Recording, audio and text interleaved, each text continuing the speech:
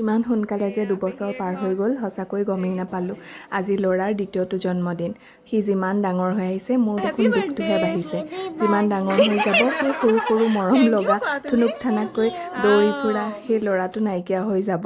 পঢ়াৰ বোজা, সংসাৰৰ কিমান যে কামৰ মাজত সি ব্যস্ত হৈ পৰিব এই সময়বোৰ সঁচাকৈ বহুত মনত পৰিব। আজি জন্মদিন বাবে গোপী নিউজৰ নাম এভাগ পাতিছিলোঁ আৰু আশীৰ্বাদ ল'লোঁ আৰু সৰুকৈ ঘৰতেই জন্মদিনটো নিজৰ মানুহখিনিৰ লগত ওচৰ চুবুৰীয়াৰ লগত পালন কৰিলোঁ।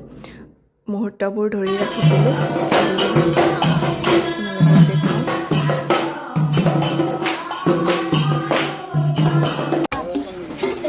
ভাজি পকৰা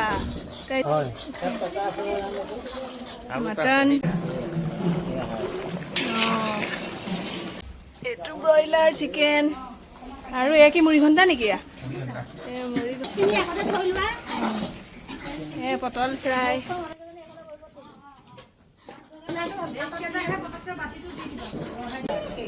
আপোনালোকে আশীৰ্বাদ কৰিব সি যাতে ডাঙৰ হৈ এজন ভাল মানুহ হিচাপে নিজৰ পৰিচয়টো